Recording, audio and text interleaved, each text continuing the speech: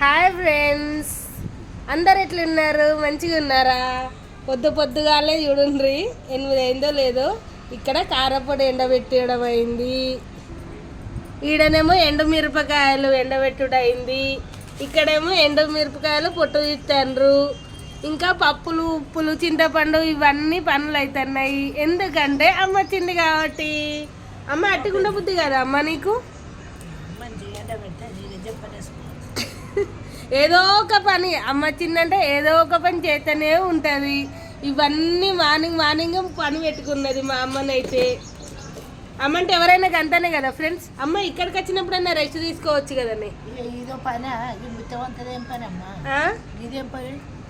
అది పని కాదా? పని చేస్తున్నావు కదండి. నీకే కదా బిడ్డకు చేయాలి కదా.